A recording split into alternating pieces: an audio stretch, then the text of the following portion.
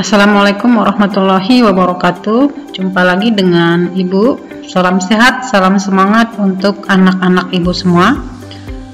Kali ini kita akan mempelajari mengenai konsep dasar akuntansi.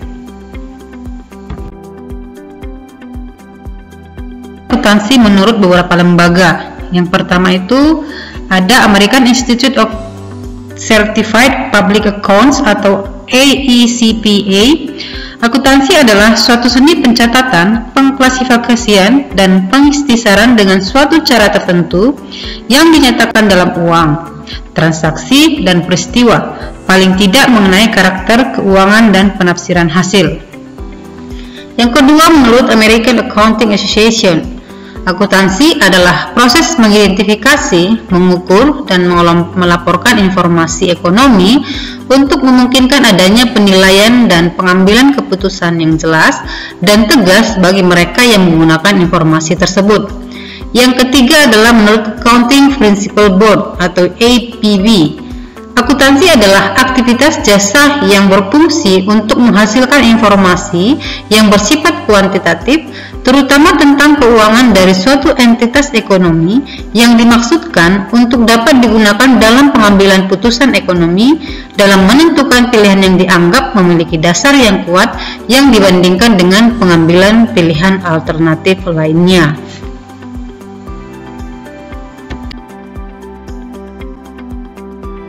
Adapun pengertian dari akuntansi adalah seni pencatatan, pengelompokan, dan pengikhtisaran segala transaksi dan kejadian yang bersifat keuangan dan kemudian menafsirkan hasilnya.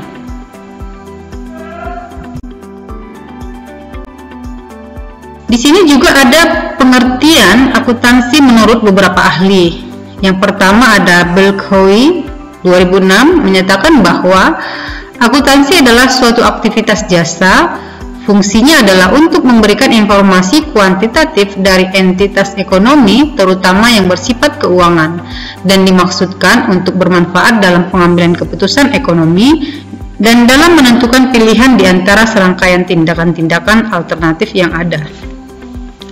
Yang kedua, menurut Warren, Reeve, dan Duquesne 2007 menyatakan bahwa akuntansi adalah sistem informasi yang menyediakan laporan kepada para pemakai laporan keuangan mengenai aktivitas perusahaan. Dan yang ketiga adalah menurut Charles D. Hortgreen dan Walter T. Harrison 2007 menyatakan bahwa akuntansi ialah suatu sistem informasi yang mampu mengukur kegiatan bisnis, memproses data menjadi laporan, dan mengkomunikasikan hasilnya kepada para pengambil keputusan atau manajer.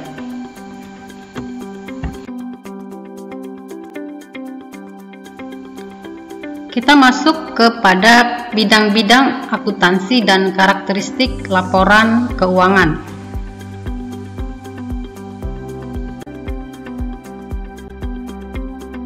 Adapun bidang-bidang akuntansi terbagi atas dua. Yang pertama ada akuntansi keuangan atau financial accounting. Yang kedua ada akuntansi manajemen atau management accounting.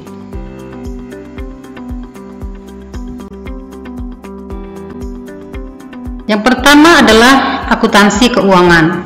Adapun pengertian dari akuntansi keuangan merupakan akuntansi yang berhubungan dengan pelaporan keuangan yang terutama ditujukan kepada pemakai eksternal atau pihak luar perusahaan. Selain itu, pelaporan keuangan ini digunakan oleh pimpinan tertinggi perusahaan atau executive management sebagai pertanggungjawabannya kepada para pemegang saham atas pengelolaan perusahaan.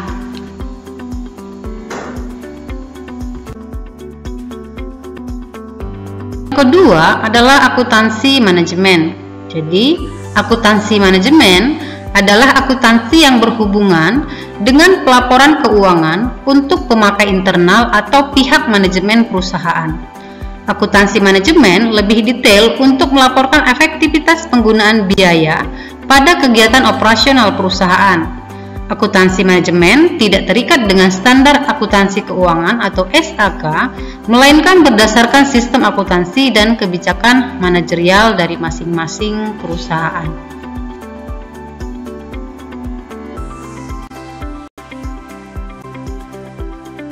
Kita masuk ke bidang akuntansi ya. Jadi bidang akuntansi secara umum itu terbagi atas dua. Yang pertama bidang akuntansi berdasarkan tujuan, dan yang kedua bidang akuntansi berdasarkan profesi.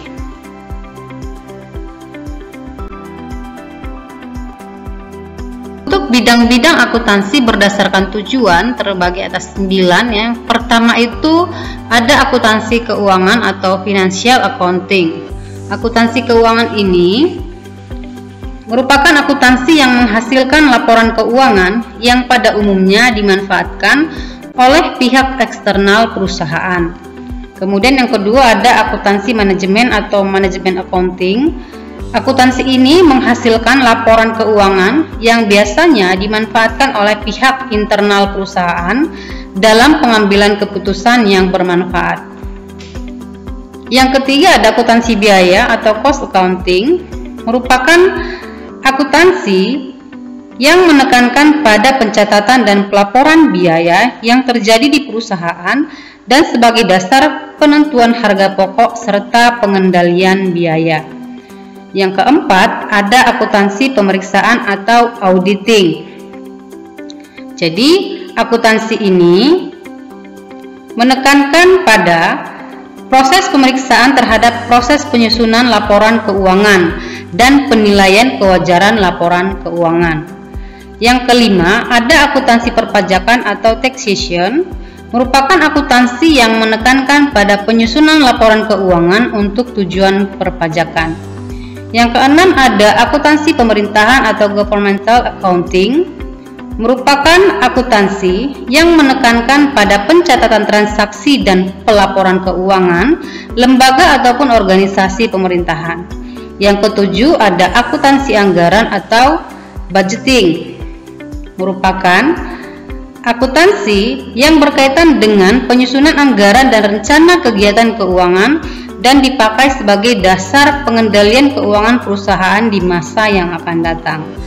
Yang kedelapan ada sistem akuntansi atau accounting system, berkaitan dengan perancangan sistem, prosedur pencatatan dan pelaporan transaksi keuangan perusahaan. Dan yang terakhir ada analisis laporan keuangan atau financial statement analysis, merupakan bidang akuntansi yang digunakan untuk menganalisis atau menafsirkan isi dari laporan keuangan yang dihasilkan dalam pengambilan keputusan atau perencanaan di masa yang akan datang.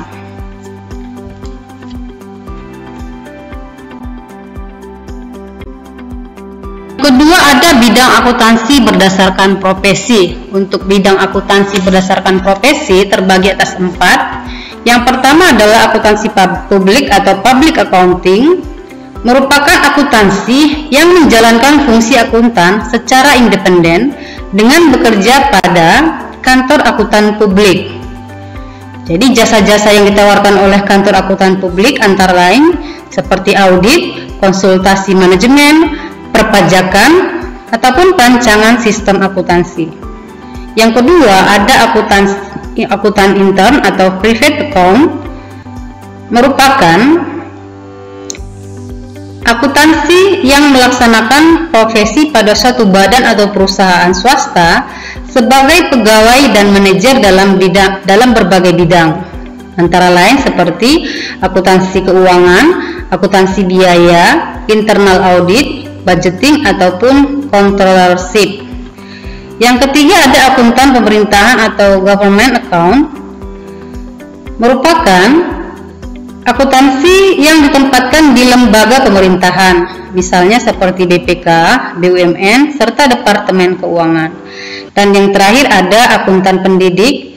Ya, akuntan pendidik ini merupakan mereka yang menjalankan profesi dengan menjaga tenaga pendidik pada sekolah dan universitas serta pengembang ilmu.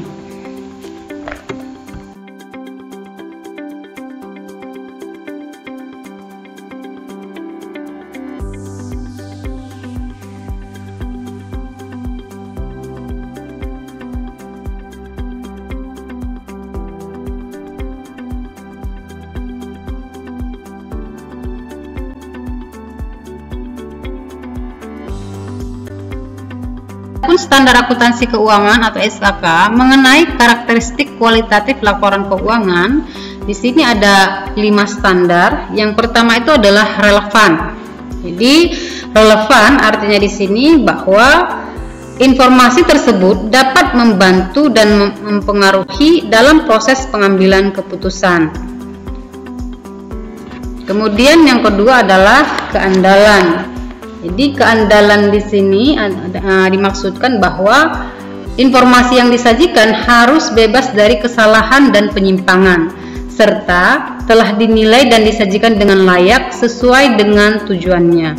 Dengan kata lain bahwa informasi tersebut harus memberikan keyakinan bahwa informasi itu valid atau benar. Kemudian yang ketiga adalah dapat dibandingkan. Jadi bahwa informasi yang disajikan itu harus dapat diperbandingkan. Suatu informasi baru dapat diperbandingkan apabila menggunakan metode pengukuran dan prosedur akuntansi yang sama, sehingga tujuan itu dapat dicapai. Kemudian yang keempat adalah materialitas. Jadi materialitas itu artinya di sini bahwa hanya informasi yang material saja yang akan disajikan dalam statement keuangan. Artinya bahwa informasi itu dianggap material apabila informasi tersebut tidak disajikan, maka akan menimbulkan kesalahan dan menyesatkan dalam penyajian laporan keuangan tersebut. Dan yang terakhir ada konservatif, ya. Jadi konservatif di sini merupakan sikap hati-hati dalam menghadapi ketidakpastian oleh suatu bisnis tertentu dan dengan mencoba mengurangi resikonya. Itu dia standar akuntansi SAK terkait dengan karakteristik kualitatif laporan keuangan. Kemudian kita mau melihat siapa saja pengguna informasi akuntansi. Informasi akuntansi di sini ada 2, ada pemakai internal dan yang kedua itu ada pemakai eksternal.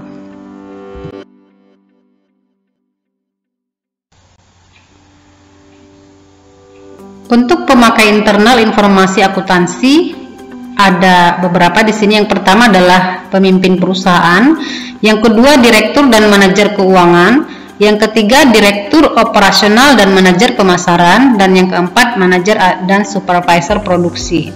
Jadi dalam sebuah perusahaan, pihak internal yang memakai informasi akuntansi adalah manajer. Ya, manajer yang membutuhkan informasi akuntansi adalah orang yang sudah ada pada level manajemen puncak. Contohnya seperti CEO atau general manager, dan manajemen menengah seperti manajer keuangan dan manajer produksi.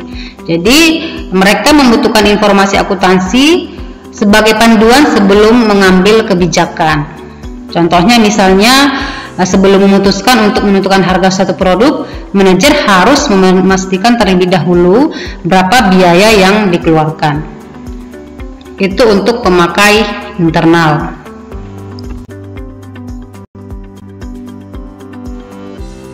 Untuk pemakai eksternal perusahaan, yang pertama ada investor.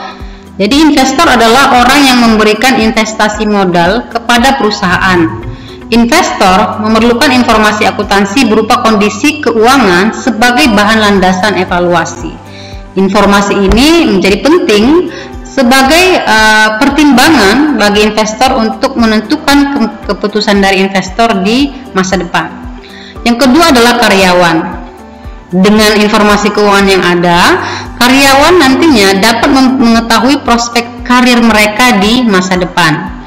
Yang ketiga ada kreditor. Jadi kreditor ini merupakan pihak yang meminjamkan dana sebagai modal kepada perusahaan. Contohnya misalnya adalah bank. Jadi bank di sini akan mengevaluasi perusahaan melalui informasi keuangan sehingga dapat memutuskan apakah akan memberikan pinjaman atau tidak. Yang keempat ada pemerintah.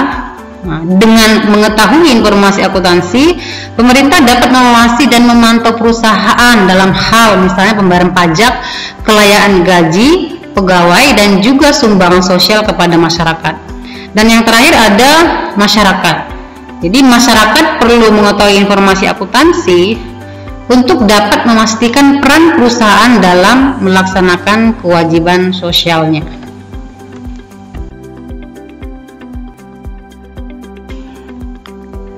Terima kasih.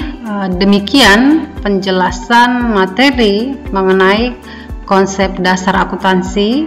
Mudah-mudahan memberikan manfaat bagi anak didik semua. Sekian, assalamualaikum warahmatullahi wabarakatuh.